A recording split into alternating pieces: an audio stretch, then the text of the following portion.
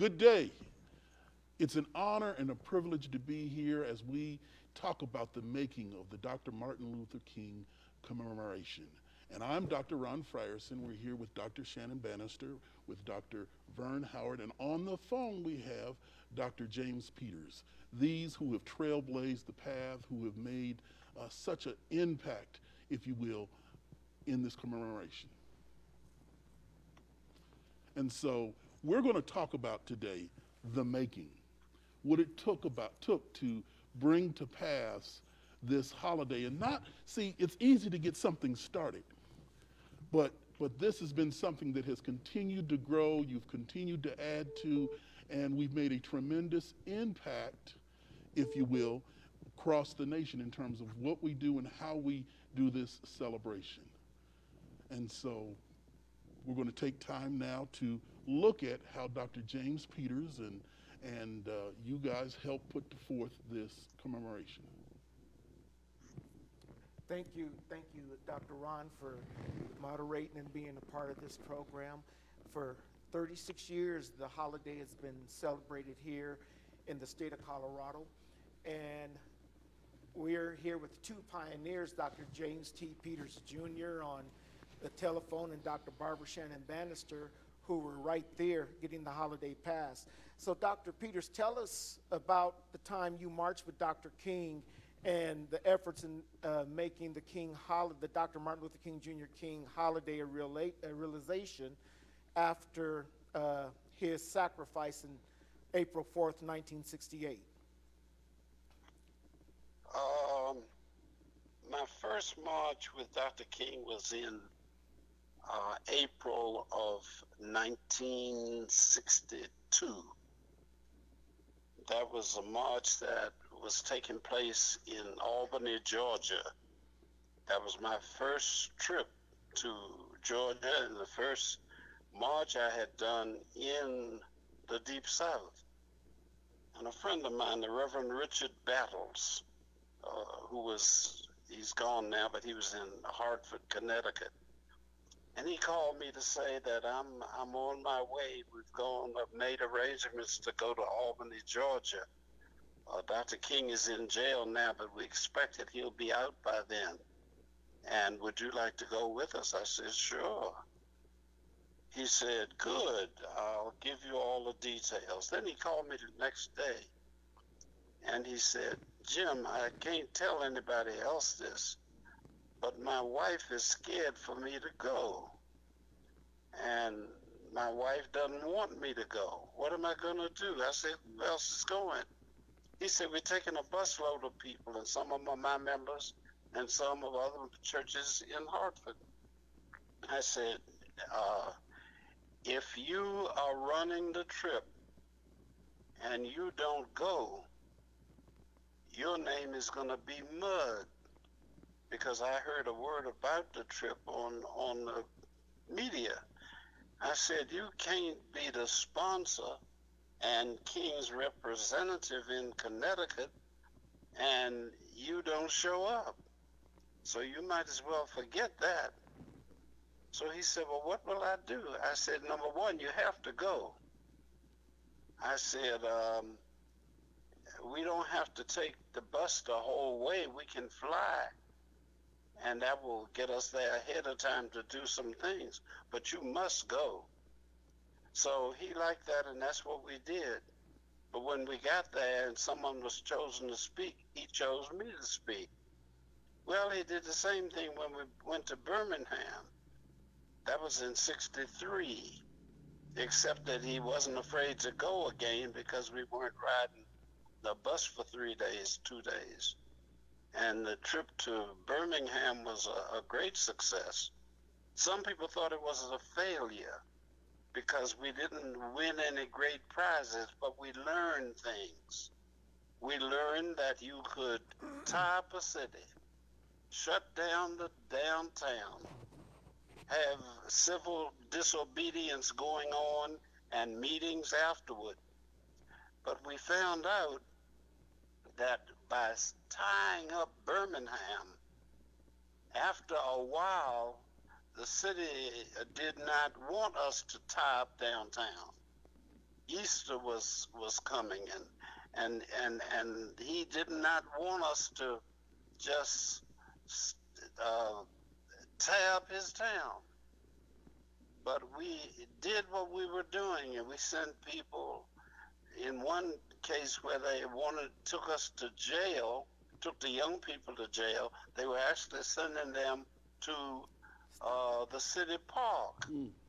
And over to the stockyards as well. There was a lot of things that went on in Birmingham. But the long story short was, again, when we had the special meeting, they called on me to speak again. And that happened all through the movement with our delegation from Connecticut. That's where I was a pastor then in Bridgeport, Connecticut. So it became a pattern that we followed. Now, I was not afraid because I saw civil rights as my goal in life. And I was not afraid, and I loved doing it, and so it was good. Because Battles was a bit nervous, he got me to do the speaking everywhere we went. Later on, before we did, 65, was when we did,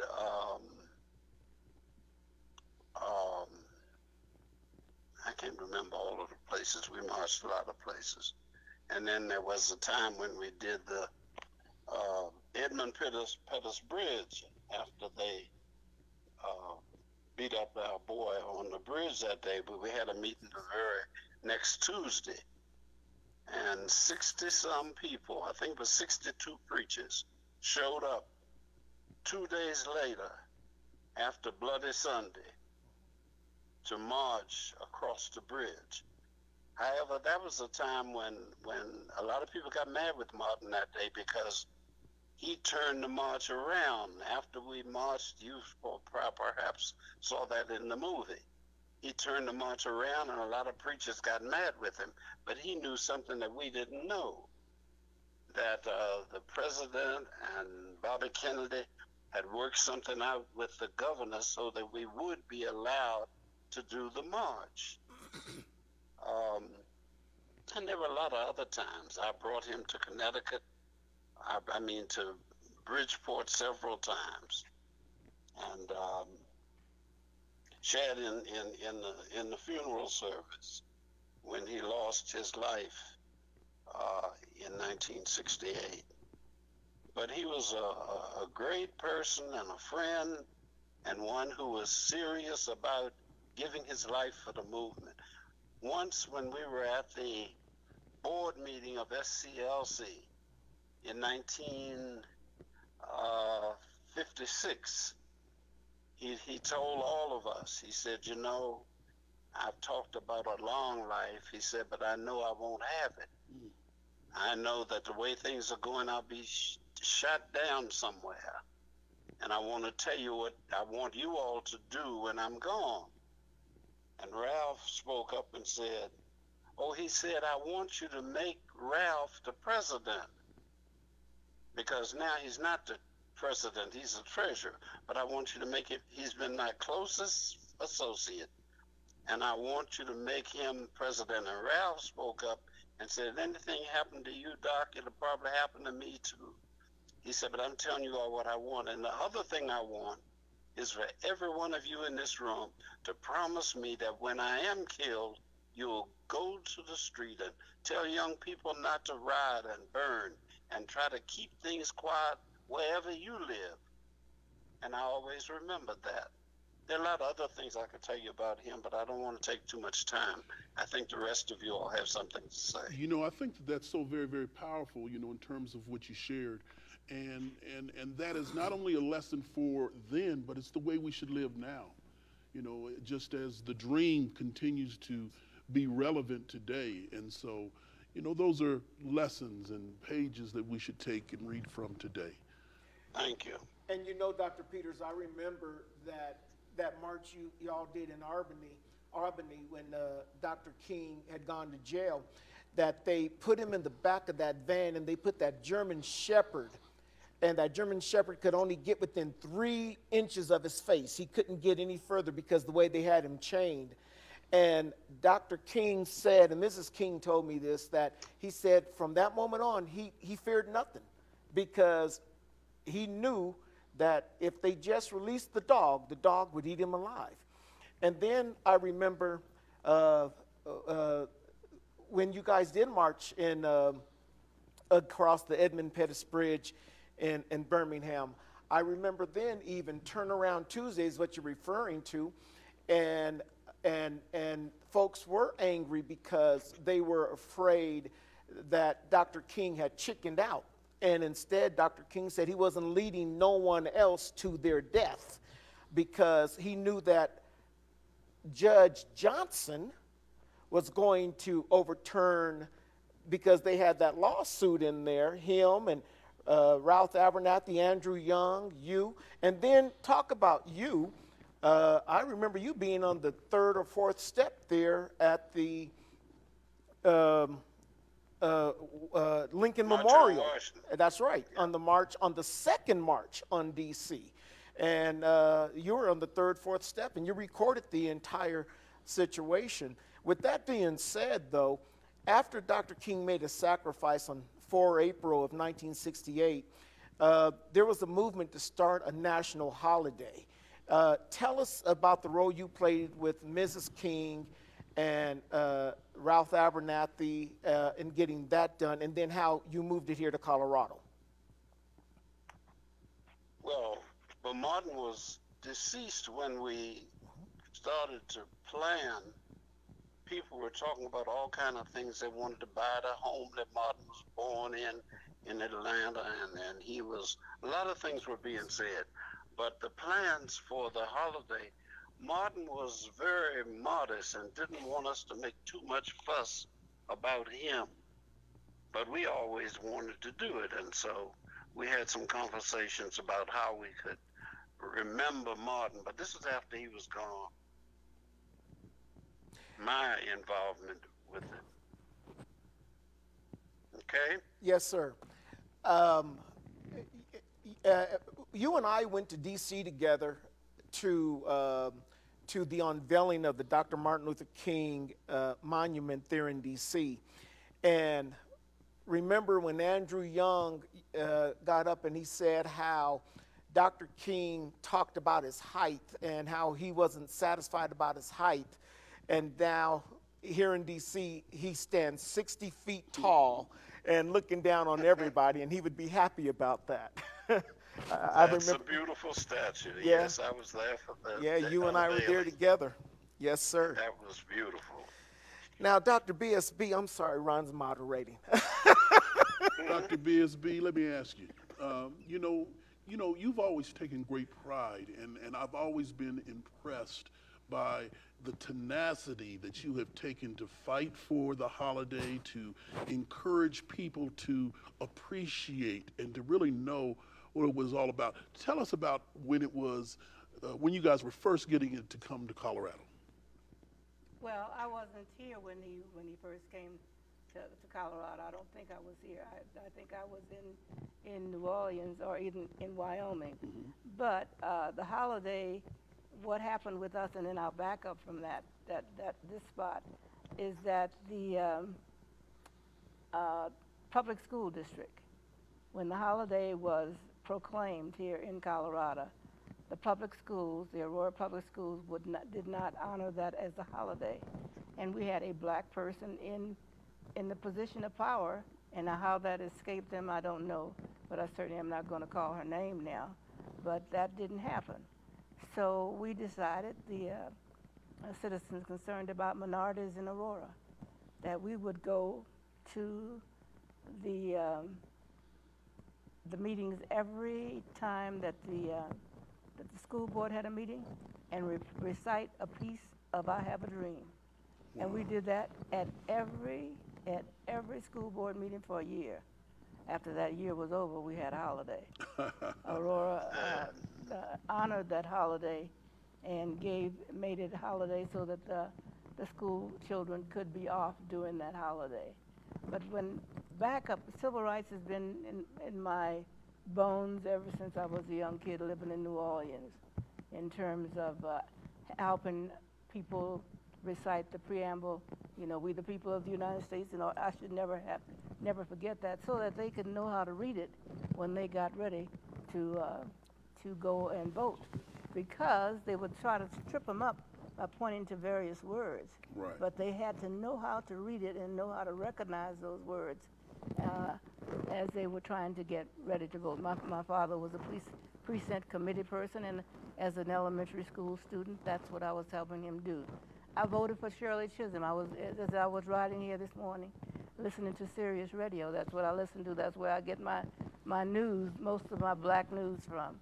And they mentioned Shirley Chisholm. I voted for Shirley Chisholm in 1972. They let me come to the mic, me and my American Indian friend, the only two of us out of a delegation of 15 or 16, and we cast our vote for Shirley Chisholm for the President of the United States. Wow. They let us come to it was Gail McGee, who was senator, and let us come to the mic and do that. Then I got married in Wyoming, married in New Orleans, moved to Wyoming. We were involved with the Black 14 when they stripped all of those football players of their scholarships and threw them out because they were protesting the LDS policies, that we weren't qualified to be in heaven or to be in the sanctuary or anything. Brigham Young University. Brigham right. Young, absolutely. Then on to Denver, and that's where this other part starts. See, and that's what I love is that this has not just been an isolated process, but this has been a life passion. And not only that, but you've taken it to the degree that you wanted to make sure the next generation was educated. Your children are educated. Your children, live and breathe, because you've laid down such a tremendous example. Yes, I've been blessed that from an elementary school, and I need to tell you that I had no idea the direction I was going. I don't know that. A lot of people said I prayed and I asked God, and God gave me this word and said, do this and do that. And I don't remember that happened to me like that. I'm sure God directed my life, because that's why I'm sitting here now with the things that I have been able to do. And it wasn't, and I've always told people, it's not me, it's who I serve. Really what it's been is it's been a calling for you. That's right. And that's the way you've walked out. Anybody who's been around you through these years, it's not just somebody, you weren't just doing something, but this meant more than just any other holiday. That's right. It's been a Let calling. me throw in one thing. She reminded me, Shirley Chisholm came to Denver to speak to some other people, but she came to see the Ministerial Alliance. At that time, we were meeting at Zion Baptist Church, Absolutely. and she came in and talked to us about her mission. And that That's was all. Go ahead. I'm sorry. Go ahead, Doctor. Okay. And so that I think that's a historical moment for me when I think of my American Indian friend, and here I was, a black woman. We roomed together down in Miami Beach, and I remember coming back to Wyoming and telling folks, the Spanish-speaking people have taken over Miami Beach, and you better watch out, because they're going to be the next group of people that the government's going to pay attention to. And here we are doing all the things that we think we're doing, and we're not paying attention. We're letting, first of all, the American Indians be on the bottom of the ladder, so that black folks weren't at the bottom of the ladder at that point in time. The American Indians were on their reservations. And then when we think about what reservations meant, Yes. and that American Indians are still on reservations. What about that, folks?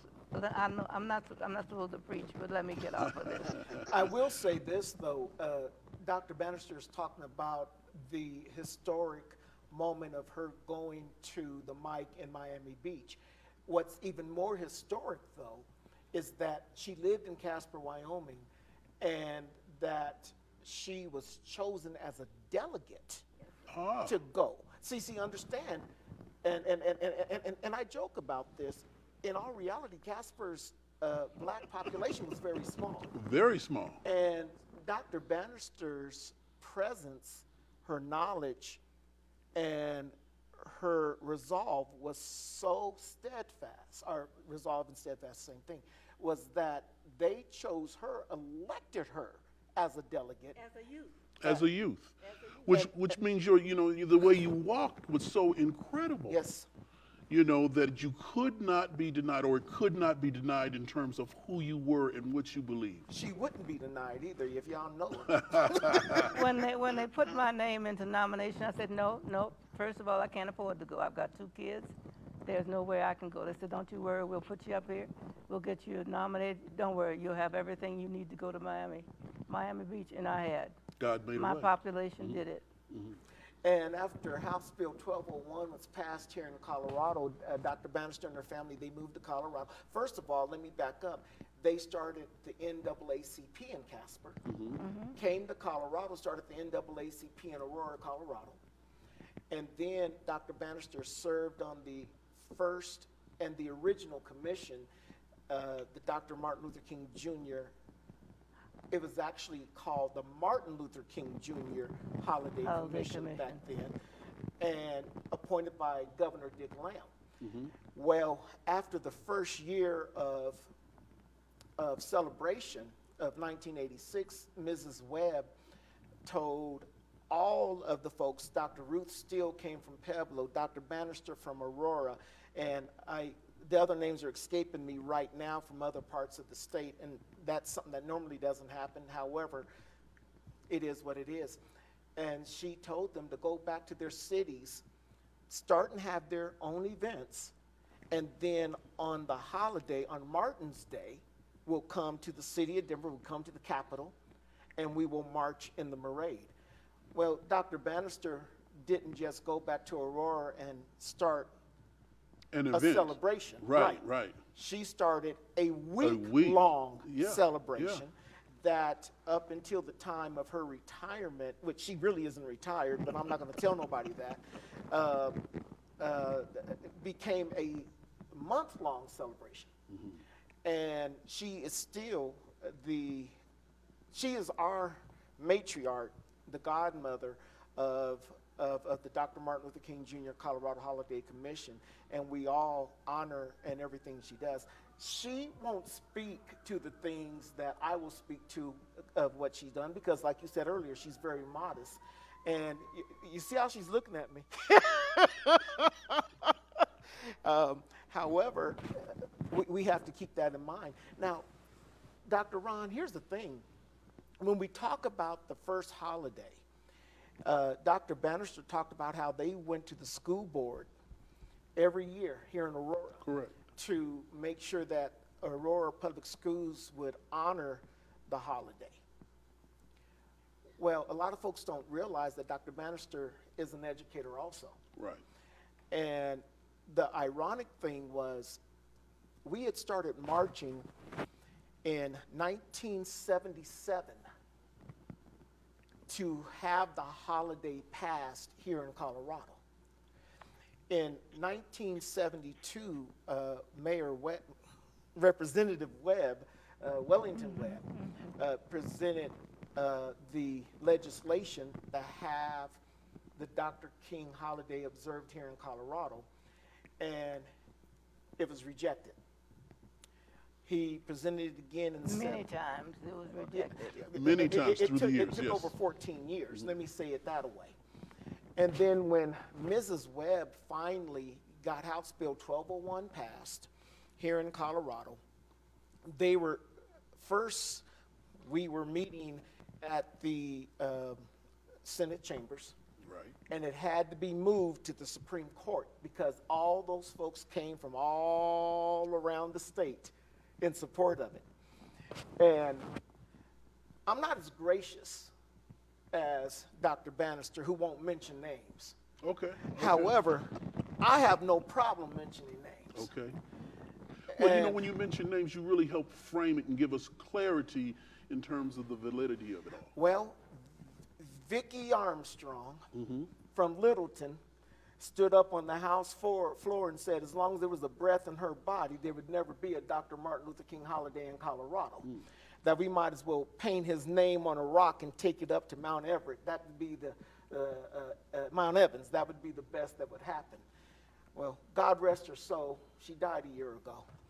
And we have been celebrating Dr. King here for 35 years. Absolutely. Absolutely. I'm not as gracious as you are, Well, Dr. but the Banister. reality is that, like you want to give honor to Dr. Banister, guess what? You got, the Bible says give honor to where honors due. Amen. You have done great things. The Webbs have done great things.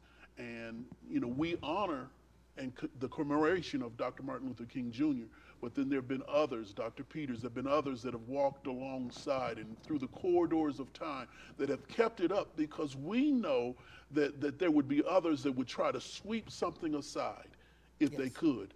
And if we didn't persist in moving forward, that's what would have happened. Well, here's the thing. When you talk about great things that I may have done, it's because I have stood on the shoulders of greatness. Come on, that's it. It's easy to reach the stars when you get to stand on big shoulders. Absolutely, and I tell Dr. Banister all the time. I say, I outweigh you probably by 100 pounds. I said, I don't know how you carry this weight of mine on your shoulders, and seriously, let me tell you how horrible it was. It was so bad that when Mrs. Webb was able to get the House bill passed through the House, the Speaker of the House stripped her of her seat on the State Budget Committee, which is the highest ranking committee. They're in charge of the money. Right. And she literally had to take him, and she don't like for me to mention his name, so in respect to Mrs. Webb, I won't. She had to take him to court and sue him to get her seat back, because she was voted into that seat by her colleagues. And by golly, anyway, once the holiday was passed, let me back up. We were marching with a group called Umoja, which means unity. Right. And what was happening, we were marching from the Dr. Martin Luther King statue in Denver City Park, which Denver was was the second city in the nation to erect a monument honoring Dr. King Wow. after his death. What was the first? Atlanta. All right. And we were marching from there to Manual High School, or to Dr. Banister's church, Macedonia. All right. That's right. And then it dawned on us, we're not getting no press, we're not getting any traction. Right. So we said, well, let's march to where the laws are made.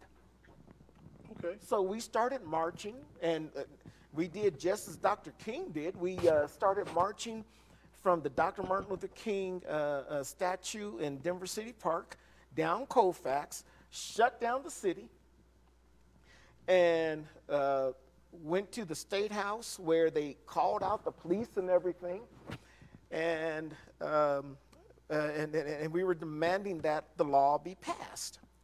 Well, we did that for 2 years, and then Mayor Federico Pena Yes. of Denver Yes. said, I'll tell you what, don't march down Colfax. I'm going to give you guys the okay to march down 16th Street. So we marched down 16th Street, zero press. Because 16th Street, basically was Side street. literally a side street. And so we said, okay, Colfax it is again. Right. So we started marching back down Colfax and everything, and Dr. James Peters, Dr. Bishop Phillips, Dr. Ralph Beecham, Dr. Boyd from Shorter AME Church, Langston Boyd. They finally started marching with us. Now, the first politician and the first preacher who marched with us, the first politician was Elvin Caldwell. And then the first preacher was Stephen Dewberry. Wow. And then then the other preachers recognized the validity of what we were doing, and they started bringing their congregation out. And by golly, anyway, by time the dust settled and everything, and we ended up with the holiday here in Colorado, the commissioners, they started planning a week-long event that almost all of those events, with the exception of one, is still going on to this day. And Sharita and I have talked on several of occasions about trying to bring that one back, and that happens to have been the 5K race, the Martin Run. And unfortunately, the lady who was heading it up, Parthia Jones, when she passed, it passed. It passed, yes. And so I have failed. I have failed the community on that sense because we have grown the commission. Mrs. Webb's vision was for us to be throughout the state of Colorado and across the state of Colorado, and we have affiliates in Pueblo, Colorado Springs, Loveland, Longmont, Fort Collins, Greeley, Sterling. Mm-hmm. And the 64 counties of Colorado, we're in 62. Well, you know, this is the deal. And you say you have failed. Well, you haven't failed because you still have an opportunity. Yes, we do. But this is the deal. What this lays out is the importance of passing the baton. Absolutely. Showing others how to make that transition and yet keep the same standard, if not accelerate it even faster. And so, you're right. We're talking about the making of this commemoration and the parade, which has been so very, very powerful. The only one of its kind. The only one of its kind. And I remember, I'm a Denverite, so I remember, if you will, when all of this was coming to pass. And I remember when, the first talk about the parade, and then when DPS would let us out of school and would not. And so this brings back fond memories, but I do know that this next generation, we need to cast a wide net to empower them in the same spirit, if you will. The method might be different, but we in the same spirit to carry on the torch. Absolutely. And I can tell you that is exactly what my adopted son has done over there.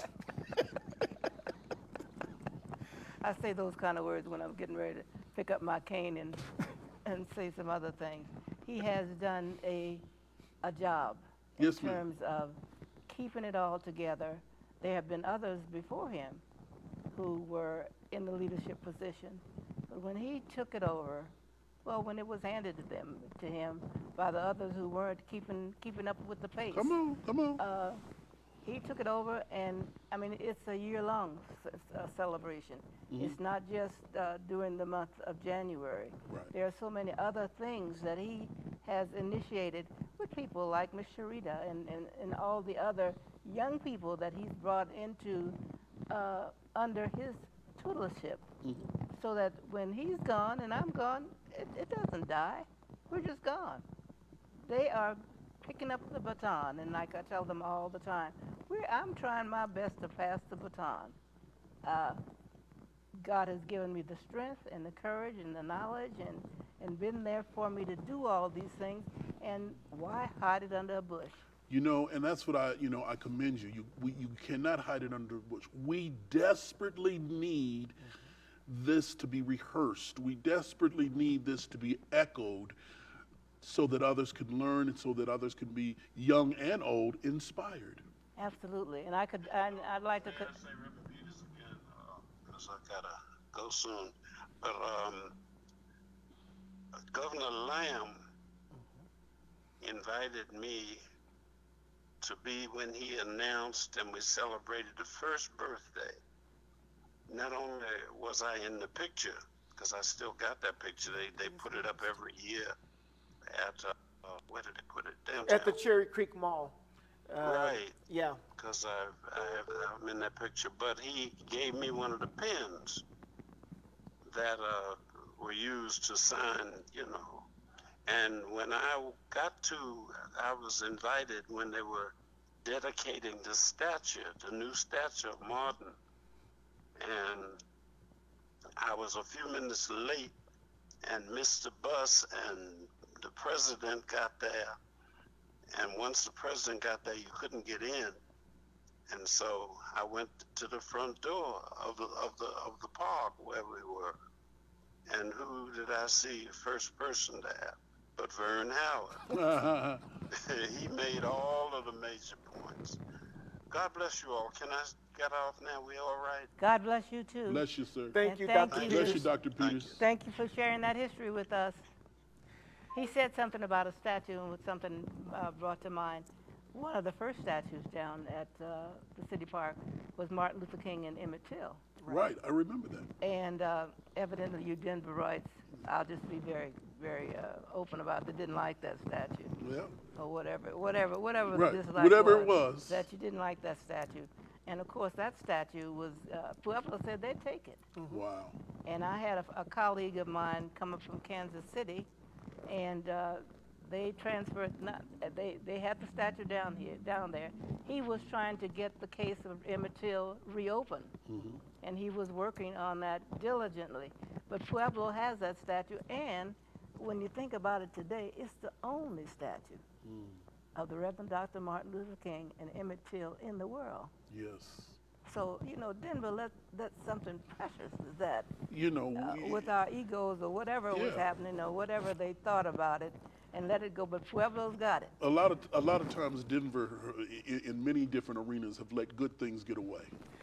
You know, let me, may I share a little history about Go right that, ahead. if I may? What happened, the sculptor, Mr. Bell, lived in Boulder, Colorado, Okay. and he worked for Mountain Bell. Okay. And so I said Bell. His name is Rose. Ed Rose. Forgive me. Ed Okay. Rose. Forgive me. His name is Ed Rose. And what happened was when the monument was erected and when it was unveiled, everybody said it looked more like King Kong than Dr. King. Oh, wow. And if you recall, the head was disproportionate to his body. Correct. Okay. So Daddy King was here. And it was the Bicentennial Committee, state of Colorado, commission that actually sanctioned and commissioned that very first statue. And so what happened was they ran out of money. Well, William Bill Roberts, city councilman, he was also Right, the right. deputy mayor, the first black deputy mayor in Denver. He was the first black manager of safety of Denver. He took out a loan on his home to have the statue finished. Well, when it was erected, we invited the King family, and Daddy King came out. Dr. Martin Luther King Sr. came out. And when he saw the monument, or the statue, Mayor Webb, Mrs. Webb, myself, Bill Roberts, Dr. BSB, I'm trying to remember, there was one other person there. I actually have the photograph, and I can't remember who it was right now. And Daddy King looked at us and grabbed our hands and said, "Let's pray." And, well, the city was in such an uproar about the way it looked.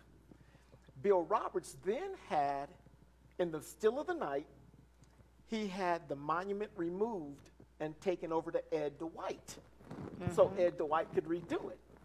Well, what happened is when folks went out there and it was gone, they called the police and the press, and they said, the Klan has kidnapped Dr. King. And there was a big uproar about it. We loved the fact that we had it. We didn't like what it looked like. Right. And so sure enough, Bill Roberts told Ed Dwight, "Don't touch it. We'll go on ahead and put it back." So we put it back in place. I had the great honor, privilege, and pleasure of working with the city and county of Denver, and I was running Denver City Park. Right. And I was the project manager on the new monument that's there now. And that was such a proud moment for me, and we did such wonderful things. And Dr. Barbara Shannon Banister, the pen that Dr. Peters was just talking about when Dick Lamb signed the law, Dr. Banister received pen number 22. I looked it up. I meant to bring it to you because they, and then they have two pins that are in reserve and one at Colorado History Museum. So those 2 pins that are in reserve, no one knows where they're really at. However, Dr. Banister received number 22. And Peters received number 13. Mrs. Webb received number 1. Mayor Webb, or Senator Webb, received number 4 or 5. Ari Taylor. Well, we could go on and go on and go on and talk about the people who received the pins that were signed, and it was so wonderful. And then in the planning of the week-long events, I was going to ask Dr. Banister, is that where you got the idea to have week-long events here in Aurora? Yes, because that's what Sister Webb told me. Right. She told a whole group of people, because on that first commission, there must have been 100 folks. Everybody who was anybody was on that commission. People from all over the state, at least names you would have recognized. Oh, absolutely. Et cetera. And then when and we'd meet down in the downstairs in the basement of that bank building downtown for our meetings. And she'd conduct those meetings, and then she said, go back and do what we've done.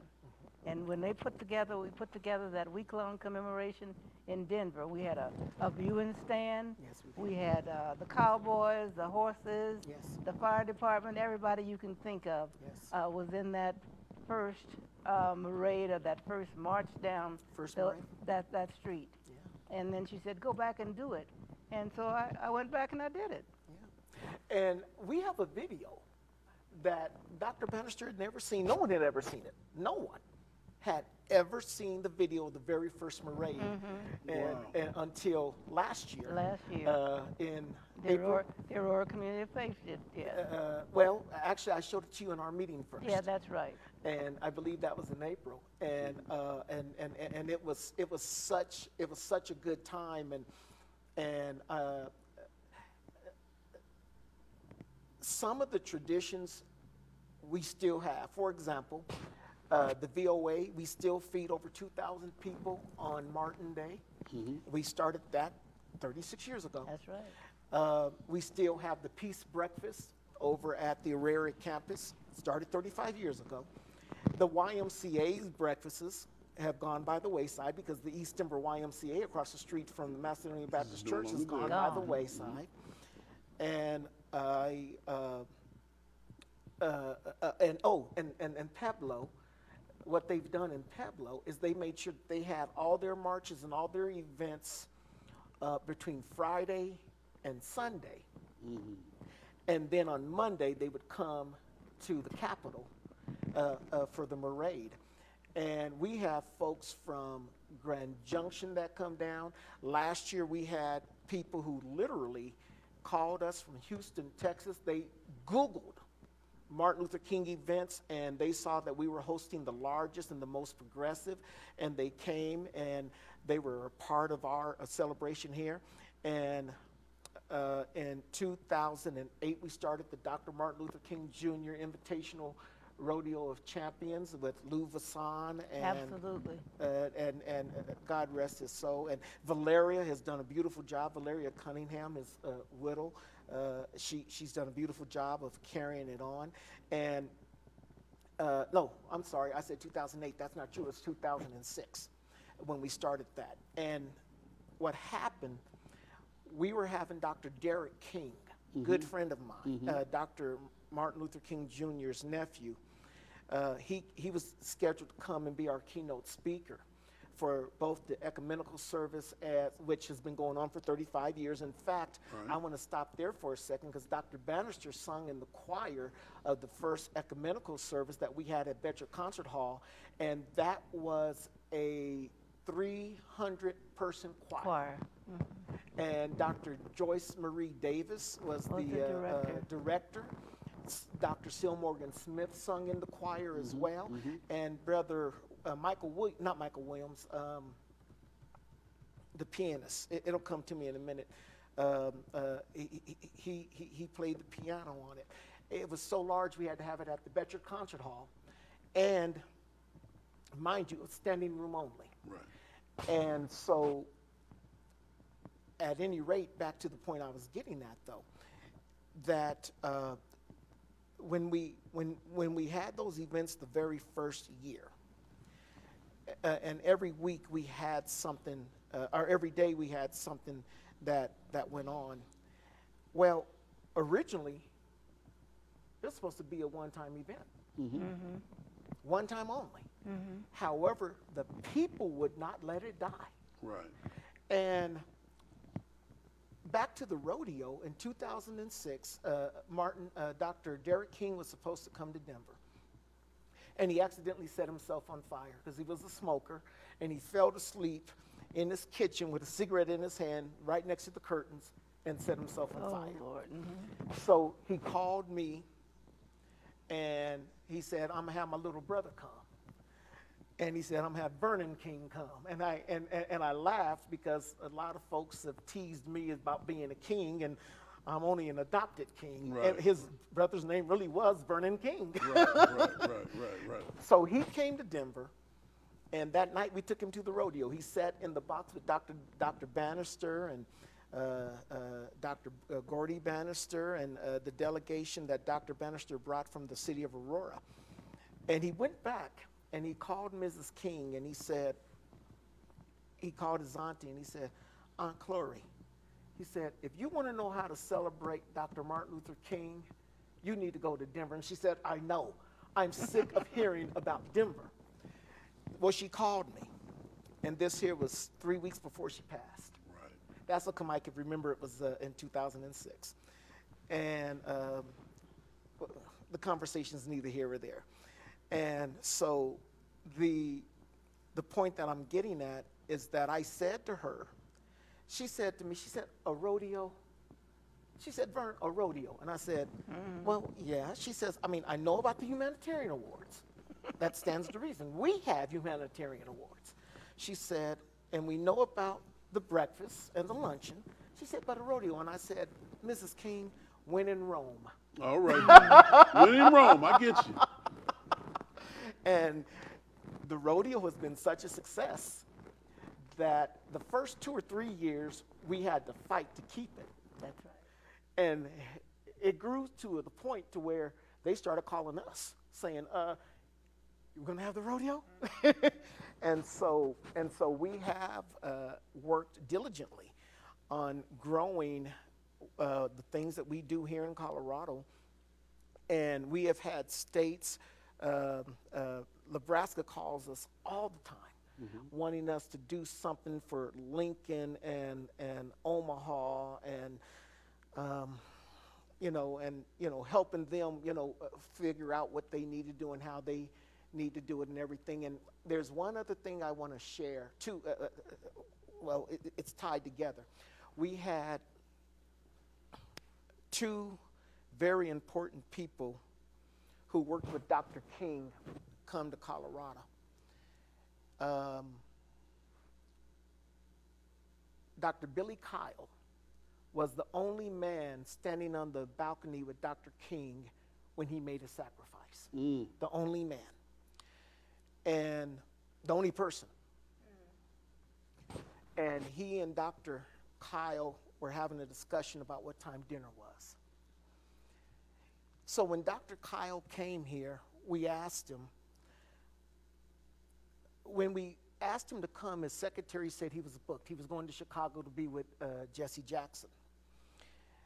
And I wouldn't sign, I wouldn't have another keynote speaker. And it was about a week out. They said, Vern, you don't have a keynote speaker? I said, yeah, we have a keynote speaker. I'm not worried about it. I wasn't worried about it. And the reason why I wasn't worried is because I had Dr. Banister. I had Mrs. Webb. I had a ton of people who I could have. And that Monday, I got a phone call from Dr. Billy Kyle's secretary. And she said, do you still want Dr. Kyle? I said, do a fish want water? Come on now. And she said, yes. She says, you have him. All right. And everyone's like, how did you pull that off? And so I asked Dr. Kyle, why did he change his plans? I'm going to put a pin in that because he and Harry Belafonte said the same thing. We brought Harry Belafonte here in 2014, 2015. And we asked him the same question. They both gave us the same answer. You know what that answer was? That we are the only commission that is still functioning from the original signing of the holiday. Wow. The only one. And Billy Kyle said he is ashamed that they're in Memphis where Dr. King made his sacrifice, and their commission went by the wayside. Right. And they asked, why is that? And I said, because of the passion, the dedication, Yes. the education that we have received from the Dr. Barbara Shannon Banisters, generals. that's right, from the James Peters, from the Asen Phillips, from the Wilma Webbs, from the Ari Taylors, from the Vanita Vincents, from, I mean, I could go on and go on and go on and name all these different people.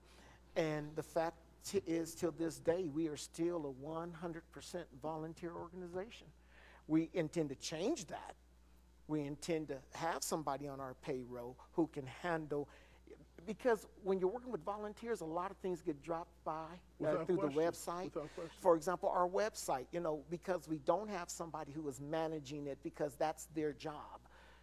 They have real work that they have to do. Our website is slow at getting updated sometimes and so forth, so on. And Sharita, she gets on me all the time about it. And she does it. And It's a wonderful volunteer. She's awesome. Absolutely. I mean, so. Whenever you find somebody who'll do it for free, who will willingly do it for free, good, then it's a blessing when you can bring that person on staff, and that's their job. You know what I mean? You don't want somebody who will just do it out of pay, but you have people around you who've paid the sacrifice. Yes. Who've shown that they are committed not only to today but tomorrow. Absolutely. And, Absolutely. we need to give honor to where honor's due, and we need to be able to bless those who are expending time and energy. And then we have to be able to sustain ourselves. Yes. We can't always have our hands out asking for money from this place and that place. We ought to be able to, as a culture, to sustain ourselves and be able to generate it among ourselves. That's right. And let me just mention one other thing, Lou Besson. I worked with Lou Besson many years ago when he had to have his rodeo out there in Adams County, way out there in Adams County. And that's when I got involved with riding a horse. And so his rodeos were out there. Then he brought the Black Circus. We had the Black Circus over there at the Aurora Mall. Yes, ma'am. It's called the Town Center at Aurora. I remember all the fuss they made with when they brought the elephants in. And they called me and said, look, they don't want us to use the fire hydrant to get water for the elephants. And so I got on the phone with somebody and I said, do you have any idea how many gallons of water an elephant drinks? And they said, no. I said, well, how many buckets do you think that it will take to water an elephant? I said, so you need to open up those hydrants so they can get some water. And they did, but they never let them come back again. But that was okay. They were here once, and I think over time they went other places in the nation. And of course, we get to go out to and have after their 50th, was their 50th or their 100th anniversary? The 100th anniversary that they In 2012. in 2012, that here we are, Lou Besson is at where he wanted to be all along, but he was patient and he was honorable and he worked at it, and he was at other places. I went to a rodeo down in I think in one of the Carolinas. Found out he was out there, and he asked me to come down and brought my family down there, and he gave me a belt buckle out there on the field and everything. So he was patient, and I have to say, I believe God was in his plan, Yes. because it's still going on. He's gone on, but his wife is taking his wife has continued to bring that up to the forefront. Yes, a rodeo. I was in Wyoming. I went to rodeos, but they weren't black rodeos. No, they weren't. No, I know you're smiling at me, and I know I can see it on your face. I see it running across your face like a little tick-a-tock. I can see beyond your eyes. I see And Pastor Ron, there's one thing that is extremely important that we share. Although Governor Dick Lamb created the original Dr. Martin Luther King, or the Martin Luther King Jr. Commission, that was a governmental commission. We are now a private commission. We are not sanctioned by any government. We don't have funds from the federal, the state, or any of our local governments. They do help us with some in-kind services.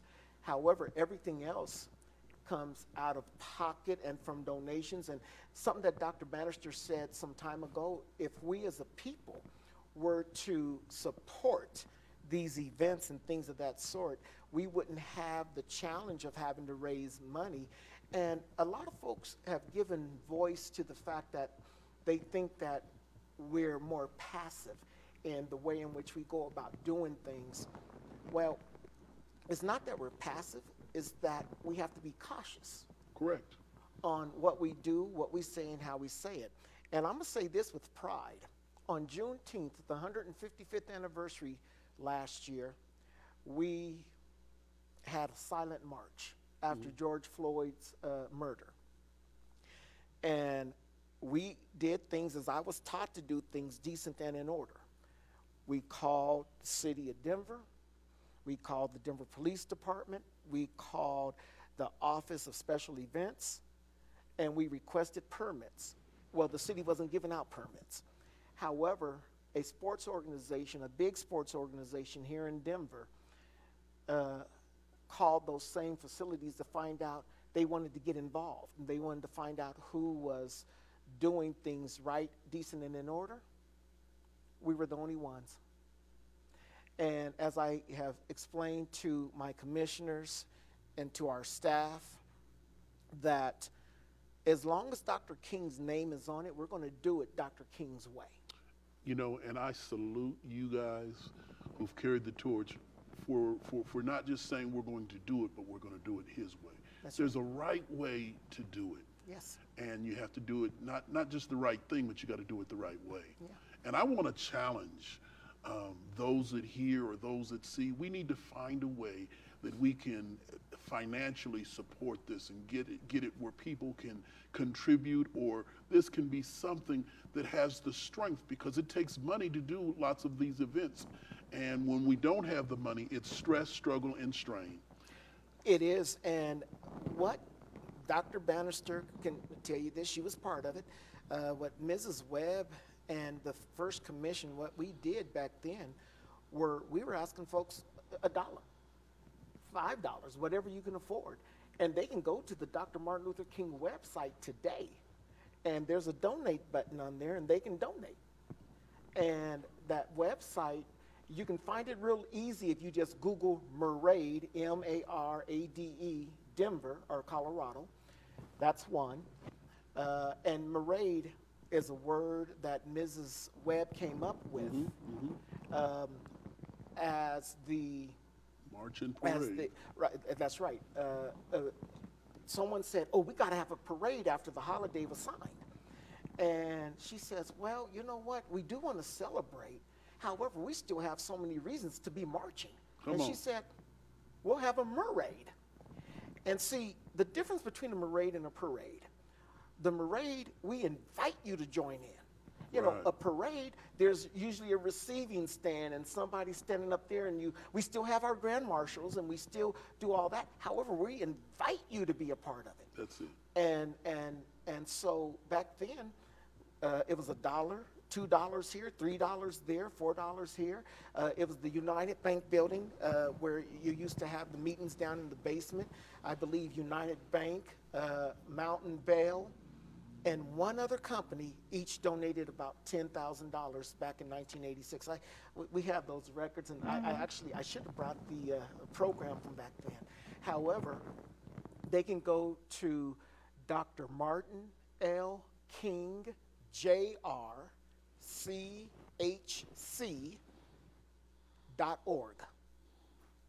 That's Dr. Martin L. King, Jr., CHC.org. And On the home page, you scroll down to the left, it says donate. And you can certainly donate on that page. Well, that's our plea today, is that we as a culture, we as followers of the Reverend Dr. Martin Luther King Jr., all the things he did, the holiday, he's our hero. Let's not, no one else has to support this except us. But it is not a black holiday. That's what I'm saying. When you say us, you're not just talking about us. No, She's I'm talking talking about about mankind. us. That's what I'm saying. I'm talking about he in his speeches, he talked about all of us. And so let's honor him by putting in and making sure that all of us are able to get the message, and then we can pass the baton on to generations to come. I remember when I was brought onto the commission by Mrs. Webb in 1992, 93. They were bringing me on because they said we need youth, we need young folks. And so they brought me on, and I became their child instantly. Boy, the whippings I took. And it's not over yet. No, and it's not, because I'm learning every day. You should be. And I have my Dr. Banister. I will call her, and I'll look at the clock because I'm cautious about the time I call her. Now that she's retired, I understand. you know, and I'll say, hey, I'm thinking about A, B, C, and D, or what do you think we should do about A, B, C, and D? And she is always so open-minded, and she says, she don't say this is what you should do. She says, well, I think you should do such a thing and ask other people A, B, C, and D. And I said, well, what do you think I should do? I just told you what I think you should do. I said, so if it were you and I talking, if you were the only one, she says, as long as you're being inclusive, as long as you're making sure that the people who need to be served are being served, the people who are in need, their needs are being met, you've done it. And we need to realize that this commemoration is like a masterpiece. It is a work of art that with each brush stroke, you're creating something, but yet it doesn't have to be the exact same thing. And there is no end to it. And It's there still- is no end. You're it is- still it creating. It is a work. It is a work in progress. Yes, ma'am. This will outlive us by 100 years if we do it right. You know, in Dr. King's first book, Thrives for Freedom, he actually said to his followers, he said, look, if we do this peacefully, historians will have to write that there lived a people, a magnificent people, that instilled a new measure of consciousness into a nation. Absolutely. And we have called him, and Mrs. King called him, the conscience of America. And you know what? That brings us to this point. We need that today. You Especially know, put a today. pin in it, exclamation mark. Hey, put it in quotes, whatever. You know, we need the conscious. And this brings us to the end of our interview. I agree. Yes, it does. It We sure may have does. even ran over. I'm sure we did. I'm sure we did. All But right. our narrator can close it out. You know, once again, I want to thank everybody for being here. Thank you for tuning in. But guess what? If you want to just do your part and be a part, and we'll continue this celebration as we move forward. Be blessed. Have a good one. Be blessed.